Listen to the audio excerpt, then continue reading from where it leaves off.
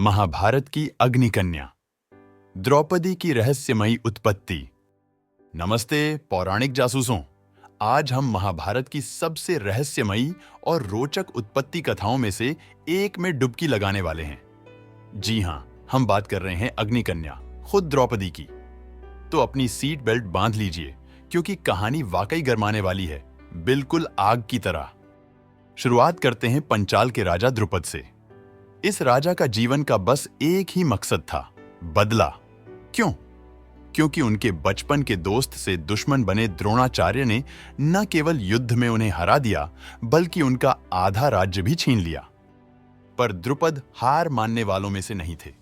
उन्होंने ठान लिया, मुझे ऐसा बेटा चाहिए जो द्रोणाचार्य को हरा सके। और इसके लिए क्या बेहतर तरीका हो सकता है?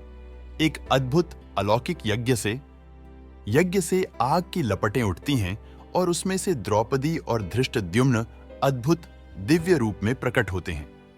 अब यहां कहानी और दिलचस्प हो जाती है। उस पवित्र अग्नि से सिर्फ एक नहीं, बल्कि दो लोग प्रकट हुए। पहले धृष्टद्युम्न, जिनके माथे पर जैसे लिखा था द्रोणाचार्य वध के लिए पैदा हुए। और फिर आती हैं द्रौपदी, पूरा शरीर विकसित, अपार सुंदरता से भरपूर और एकदम से मेन कैरेक्टर वाइब्स लिए हुए। जरा सोचिए, एक वयस्क स्त्री आग से बाहर निकलकर कहे, क्या हाल है दोस्तों? और पांडवों की प्रतिक्रिया बाद में, ओह तुम कल पैदा हुई हो, बढ़िया, कोई बात नहीं। द्रौपदी की विशेषताओं पर ध्यान दें, गहरा रंग, उग्र आंखें और दिव्य आभा। द्रौपदी सिर्फ कोई साधारण अग्निकन्या नहीं थी। उन्हें कृष्णा कहा गया, उनके सांवले रंग के कारण, और उनकी सुंदरता तो अलौकिक थी। लेकिन मजे की बात यह है कि उनका व्यक्तित्व भी उनकी उत्पत्ति की तरह ही उग्र था।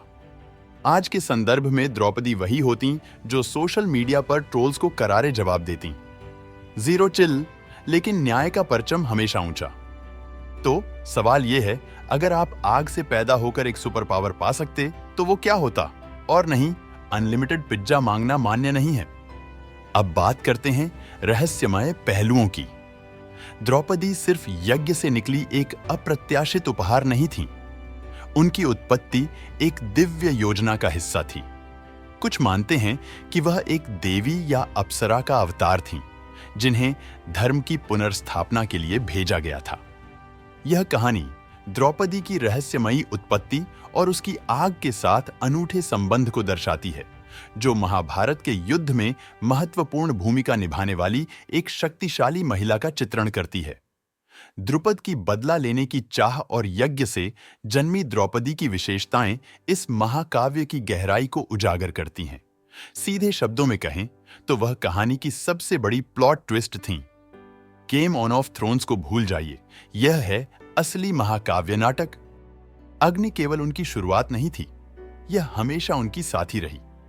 उनके स्वयंवर से, जहां अर्जुन ने आग के कठिन परीक्षण के बाद उनका हाथ जीता, से लेकर कौरव सभा तक, जहां उनकी मर्यादा लगभग भस्म हो गई थी, द्रौपदी हमेशा एक फीनिक्स की तरह उठी। यहां तक कि स्वयं कृष्ण ने उन्हें अग्निपुत्री कहा, अग्नि की बेटी। अगर यह अजय रानी का टैग नहीं है तो और क्या है? अब आपके लिए कुछ जलते हुए सवाल। क्या द्रौपदी की अग्नि जन्म उनकी सहन शक्ति और शक्ति का प्रतीक था?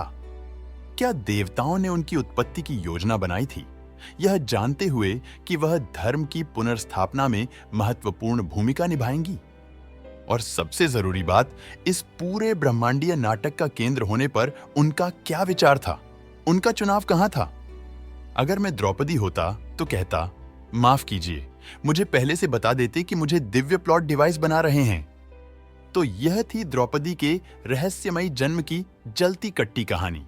लेकिन उनकी कहानी में और भी बहुत कुछ है, उनके रिश्ते, उनके संघर्ष और उनकी अडिग शक्ति। अगर आप इन परतों को जानने के इच्छुक हैं तो इस वीडियो को लाइक करें, कमेंट में अपने विचार साझा करें और महाभारत की और भी महाकाव्य कहानियों के लिए चैनल को सब्सक्राइब करना न भूलें। और याद रखें, अगर कभी जीवन आपको आग में झोंक दे तो अपनी अंदर की द्रौपदी को याद करें और रानी की तरह उठ खड़े हों।